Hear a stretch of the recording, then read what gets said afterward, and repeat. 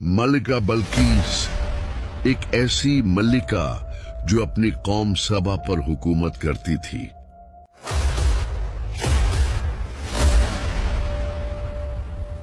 लेकिन उसकी असल शख्सियत एक राज है।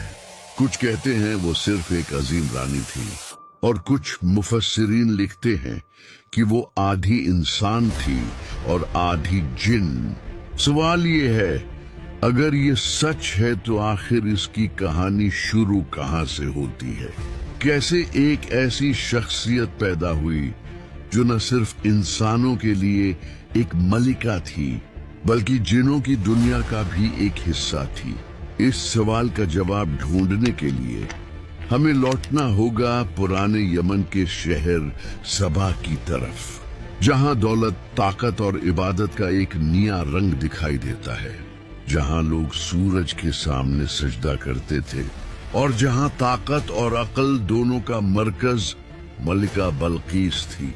इस वीडियो में आज हम ऐसी कहानी को बयान करेंगे जिसको आपने सुना तो बहुत बार होगा, लेकिन उस तफसील का आपको मालूम ना होगा जो आज हम इस वीडियो में बयान करेंगे। तो शुरू करने से पहले हमारे चैनल को सब्सक्राइब जरूर करें ताकि आगे आने वाली कुरानी सीरीज की कोई वीडियो मिस न हो जाए। यमन का कदीम शहर सबा, ये वो सरजमीन थी जो अपने बागात, नहरों और तिजारत के लिए दुनिया भर में मशहूर थी। इस इलाके को देखकर यूं लगता था जैसे जमीन पर जन्नत उतर आई हो, लेकिन दौलत और खुशहाली के साथ साथ यहाँ एक गहरी गुमराही भी मौजूद थी। ये लोग सूरज की इबादत करते थे। हर सुबह जब सूरज तुलुआ होता तो हजारों लोग जमीन पर झुक जाते और सूरज को सजदा करते। कुरान की सूरह नमल आयत 24 में यही जिक्र मिलता है कि बल्कीस और उसकी कौम सूरज के सामने झुकती थी। मलिका बल्कीस की शख्सियत जितनी शानदार थी, उसकी पैदाइश उतनी ही पुरअसरार थी। इसके बारे में मुख्तलिफ अक़वाल और रिवायात मिलते हैं। The queen is born. She is a child of prophecy. कहा जाता है उसके वालिद यमन के इलाके में एक अजीम बादशाह थे।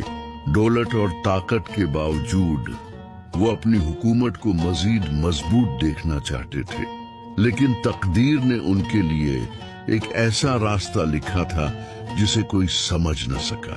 रिवायात के मुताबिक उस बादशाह का निकाह एक ऐसी औरत से हुआ जो जिन्नात की नस्ल से ताल्लुक रखती थी। उसी औरत के बतन से बल्कीस की पैदाइश हुई। वक्त गुजरता गया और बल्कीस अपने वालिद की वफात के बाद तख्त पर बैठ गई। अब वो सिर्फ बादशाह की बेटी नहीं रही थी बल्कि पूरे सबा की मलिका बन चुकी थी। मलिका बल्कीस ने अपनी अकल और हिकमत से इस अंधी कौम पर मजबूत गिरफ्त कायम की। ये वो वक्त था जब अल्लाह ताला ने हजरत सुलेमान अलैहिस्सलाम को नबूवत और गैर मामूली बादशाहत अता की थी। उनके लश्कर में सिर्फ इंसान नहीं थे बल्कि परिंदे, जानवर और जिन्नात भी शामिल थे। ये वो वाहिद बादशाहत थी जिसमें कायनात की मुख्तलिफ मखलूकात एक ही परचम तले जमा थी। हजरत सुलेमान अलैहिस्सलाम एक दिन अपने लश्कर की तरतीब देख रहे थे।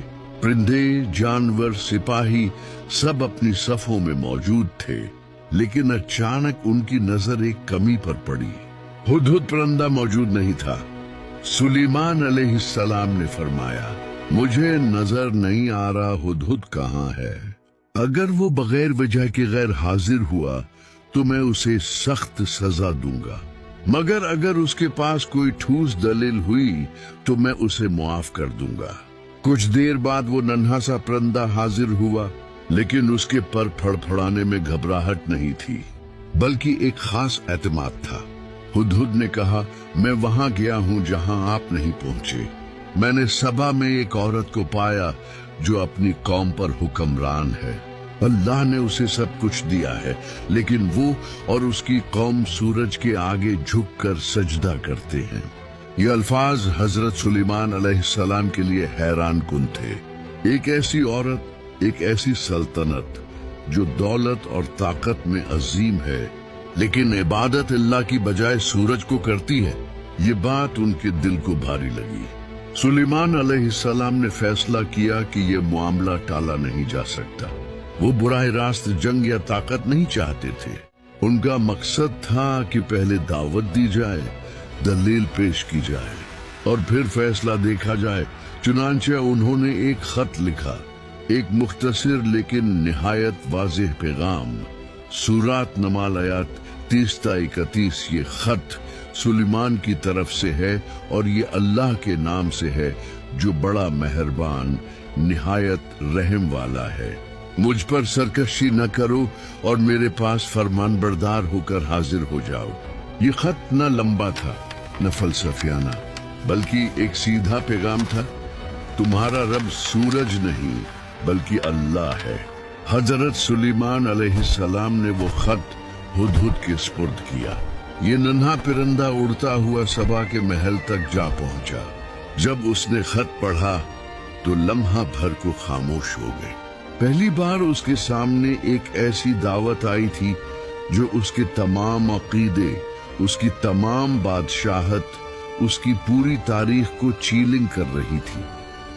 ये दावत थी अल्लाह की बंदगी की तरफ। महल के अंदर एक सुनहरा सा सुकूत छाया हुआ था।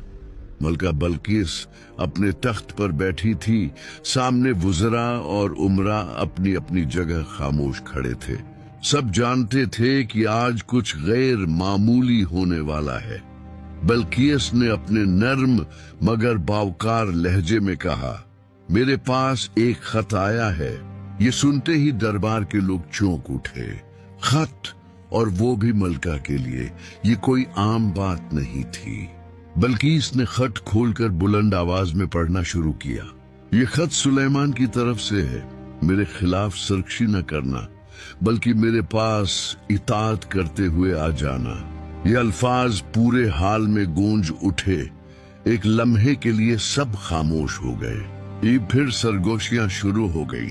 कुछ के चेहरों पर हैरत थी, कुछ के चेहरों पर खौफ। बल्किस ने वजीरों की तरफ निगाह डाली और कहा, ऐ सरदारों, मुझे इस मामले पर तुम्हारी राय चाहिए। एक वजीर आगे बढ़ा और गुरूर भरे लहजे में बोला, हम एक बड़ी सल्तनत हैं, हमारी फौजें ताकतवर हैं। अगर सुलेमान जंग चाहता है तो हम उसका मुकाबला करेंगे।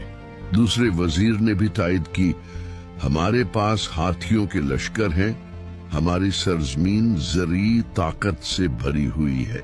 हम परिंदे या कोई खत हमें खौफजदा नहीं कर सकता। लेकिन बल्किस खामोशी से उन्हें देखती रही। उसकी आंखों में गुस्सा नहीं बल्कि गहरी सोच थी। उसने कहा, हाँ, तुम्हारे पास ताकत है, लेकिन याद रखो, जब बादशाह किसी बस्ती पर चढ़ाई करते हैं तो वो उसे बर्बाद कर देते हैं। वो इज्जत वालों को जलील कर देते हैं। ताकत से ज्यादा दानिशमंदी की जरूरत होती है। बल्किस जानती थी